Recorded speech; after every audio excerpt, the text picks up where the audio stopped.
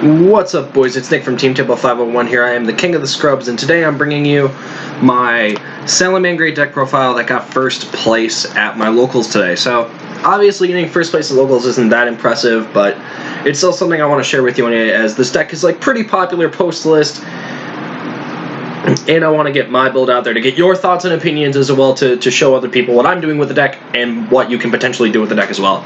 I'm going to quickly run over my matchups real quick. Round 1, I played against Paleozoic. I won 2-0. It's pretty easy to bait out the Toad negation because all your cards are starters, so that was great. Round 2, I played against Odd Eyes, and my opponent made a relatively decent board with, it was the Zephyrlink, Vortex, and Naruto, and I was able to break apart that board and then kill them. Round 3, I played against Infernoid, which is actually a really difficult matchup for this deck because all their monsters are DD Crow, and you're so reliant on your graveyard to recycle back your monsters. But I was eventually able to just run my opponent out of relevant cards, and because my opponent was playing a more Go Second build of Infernoid, they kept drawing a lot of dead, like Psyframe Gammas, Ashes, Ghost Ogres, etc. And then round 4, I played Sky Striker. I won 2-1. I lost game 1 because my opponent found multi-roll, and I didn't find a way to get rid of it. And then games 2 and 3, I just drew my floodgates and draw, and the game was over. So, as always, link to the deck profile is going to be in the description down below, as well as my Facebook and Twitter. I'll post some cool shit. So I'm going to show you the list that I played at locals today, and I'm also going to talk about what I would potentially change about the list going forward. So, without further ado, let's just go ahead and get right into the list. So I'll start off with the main deck, the one Gazelle, rest in peace, the horsey boy. This card's just too good. This is the best card in the deck. The fact that this card is still tutorable because this got hit and not Invoker is dumb. Like, the fact that you just like have an Invoker in your extra deck to go get the best card. It's like with Rat Pierce. It's like, alright, Invoker out my Rat Pierce, still do my combo? Like, yeah. And then 3 Spinny. This card actually is kind of a starter now because this itself is a 1-card Sunlight Wolf, so. And then 3 Foxy. This card outs like every continuous trap and spell in the game. And like it lets you dig deeper into your deck if you need to. And then for the one-of monsters, 1 Falco, 1 Fowl, 1 Jack Jaguar. You could play 2 Jack Jaguar if you wanted. It's actually not a terrible idea. Just because if this card does get banished, you lose a lot of your recyclability.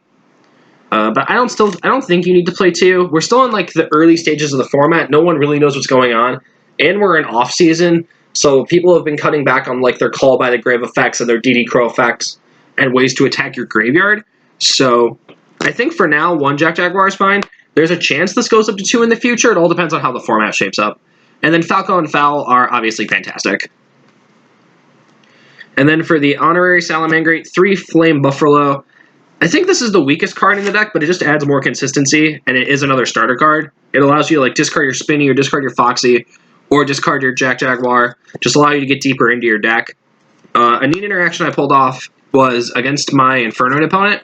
I actually was able to summon this, discard my Falco. Falco triggered, set my Rage, and then I raged 3 of my opponent's cards with Heat Leo on their turn. So that was pretty cool.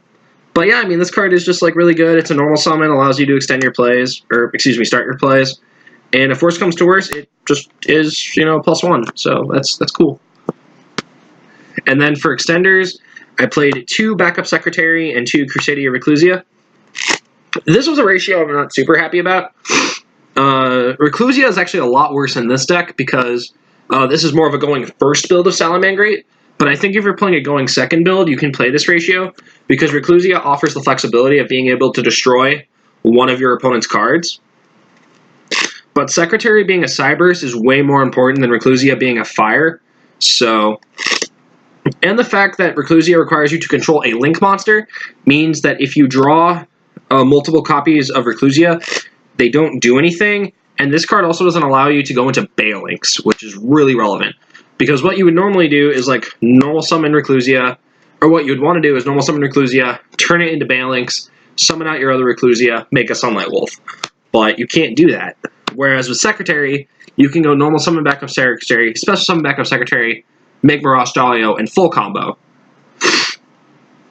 And both of these cards work with Foxy and Spinny, so that's not an argument for going for either. So I think next week I'm going to play 3 Backup Secretary and 0 Reclusia. But for today, I played 2 and 2 just to try it out, but I think 3-0 is the correct ratio. And then for my hand traps, I played 3 Ash, 3 Ogre, and 3 Veiler. No Phantasme, I still can't afford Phantasme. But Ash is obviously mandatory. Ogre, I think, is actually really good right now. It's in a position to where a lot of the combo decks can actually get hit by this card, and it ends their turn. And even against a lot of the rogue decks, it stops a lot of their starter cards. And Veiler is just super flexible, and it's also one of the few hand traps that is not once per turn. So it allows you to turn multiple copies into actual live cards against your opponent. But Ash and Ogre also have the flexibility of being level 3. So what I did against one of my opponents, I think it was the Paleo player, is I just went normal summon Ghost Ogre and pass turn. I already had like my board set up, so during their turn, I was just able to like normal summon this, and it didn't die. And then on my turn, I was able to summon a Spinny, make a Mirage Dahlia with it. But also, this randomly has the face-up effect on field, but that's not the point. Obviously, if you have cards like Phantasme and Impermanence, go ahead and run those cards. Moving on to the spells. 3 Signet Mining. I do really feel bad for all the Salad players who can't afford this card. This card makes your deck so much better. Like, it allows you to turn dead hand traps into live cards going first. And the trick with this card is what you do is you discard one of your Salad monsters for cost, say Spinny. You add Gazelle. Upon resolution of mining, it sees that Spinny went to the graveyard, so you get to special summon Gazelle for free. So this card is both a starter and an extender at the same time. Because if you already have Gazelle, you can just add like a Foul or a Jack or a Foul or a Foxy just to get more cards.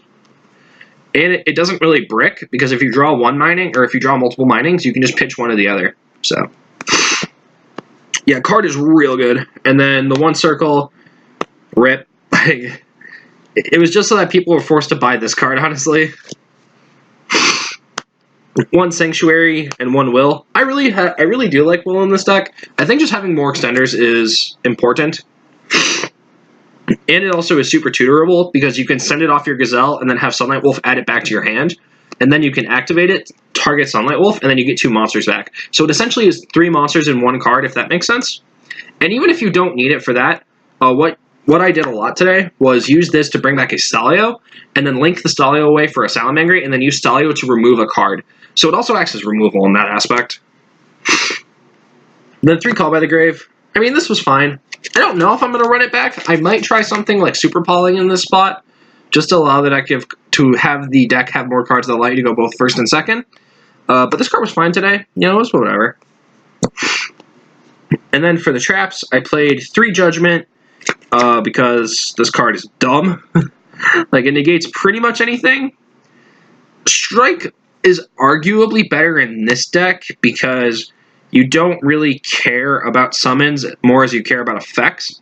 But just denying your opponent the ability to have important spells and traps is also relevant, because most of the ways you lose is your board being broken up by 1 very powerful card. So like a Regeki, an evenly matched, something like Fusion of Fire in the Mirror. Judgment can negate those cards, whereas Strike can't. So I think this card is just better for what the deck wants to do overall. So it was fine today. And then 1 Roar, 1 Rage. You could probably play 2 Rage. This card's really powerful right now, just because everyone's still playing like their combo decks. So this can just break up people's combos midway through. And if worse comes to worse, it just is a Regeki break, and that's actually kind of good right now. And then Roar is obviously good. So that's it for the main deck. It's 40 cards. On to the extra deck. Stormcrow, Batman. 3 Balinks. I think you need 3 right now. I think you just need to run as many Salads as you can. This card, like, it gets Sanctuary out of your deck, which is whatever. The protection effect's more relevant than ever. 3 Sunlight Wolf. This is the best card in your deck. There'll be supers eventually, I promise. Just waiting on them in the mail. 2 Heatleo. This is actually your win condition.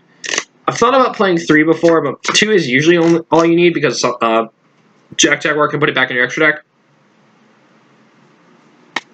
And then for like the utility link monsters, 1 Hita and 1 Phoenix. Phoenix is obviously really good for back row removal, and Hita is really good for not only taking your opponent's Ash Blossom, but in the mirror match, if you don't find your Gazelle, but your opponent does, you just get to take your opponent's Gazelle, and then you get to full combo. And if it dies, it floats. So there's that. And then 2 Mirage Dahlia. This was something that one of my buddies recommended, and honestly, I hated it. It just felt like the second Stalio doesn't really come up, especially since Jaguar can just put it back in your extra deck. But like I said earlier, if people start playing more ways to banish Jack Jaguar from your graveyard, then it might be correct to play 2 Jack Jaguar, or it still might just be correct to play 2 of this. But I think next week I'm going to try out 1 and see how that goes. But, yeah. The Dweller, because it's the best rank 4 we have right now. And then I played Chimera, Starving Venom. These are my super polymerization targets.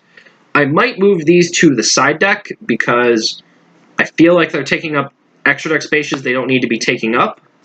Whereas these could just be more rank 4s that I could use for the mid to late game, like Tornado Dragon and Baguska. So, but I don't know. I might just end up cutting the Mirage Dalio, playing another rank 4. Not entirely sure yet. Moving on to the side deck, I have 3 Droll and Lockbird. This card's very powerful against Dangerous Thunder Dragon and Sky Striker.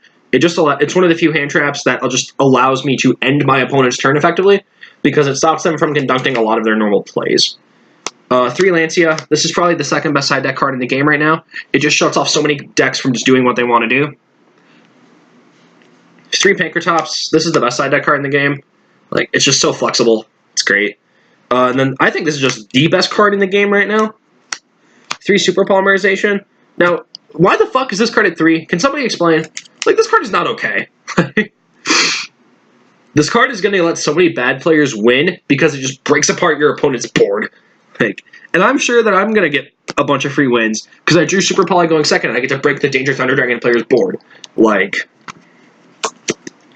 it's just like, this card is not okay, but if it's at 3, I'm going to abuse the shit out of it, so... then my last side deck card is 3 Twin Twisters. This is probably the most debatable card because back row decks really haven't established themselves yet. So maybe in the future this card will be necessary. This is probably the card in the side deck that you could cut the easiest and not feel it because you do have other ways of destroying back row via Foxy and Salamangreat Rage. But I just like how this card is a 2-for-2 and in a deck that can recur its advantage really easily. I think that's fine. So, and it allows you to hit the problematic cards that you need to, like Multi-Roll, Widow Anchors, Floodgates, and just like stuff like Judgment Strike, Super Poly, etc. So that does it for my Salamangreat deck profile. Like I said, got first place at Locals with this today. I was pretty happy about that. I still like where the deck is. You know, you lost a bit of consistency, but your combos are still fully intact. Oh, excuse me. Oh, excuse me. I mean, your combos are still fully intact. You just have to jump through a little bit more hoops to get to them. Where was I going with this? My apologies. I mean, you just have to play a little more aggressively. Like, you do need to eventually get the game over with because you don't have as much inevitability as you used to. Because decks like Striker and decks, in the back row decks like Geist and True Draco can eventually just like draw a Demise or an Extravagance and just like start outplussing you. So you just need to like know when to turn the corner effectively and just get the game over. Although you can play a fine long game, you have access to all your resources. It's more so just about making sure that when you have control of the game, you don't lose it. So, but like I said, currently I'm playing a more going first build of Salamangreat. I might try out a go second build with Kaijus and Super Poly next week. I'm not entirely sure. But currently, I think the only changes is I think I'm going to play the 3rd backup secretary over the 2 Reclusias, and I'll probably play like an upstart or something in that spot. But other than that, you know, the deck is pretty stock, and you know, it's still really good. So that's it for my deck profile. Thank you guys so much for watching. Let me know what you think of it in the comment section down below. Let me know what you would change, what you're doing with Salamangreat. What do you think of my list? As always, the list is in the description below along with my Facebook and Twitter. Go follow me and friend me. I post some cool shit.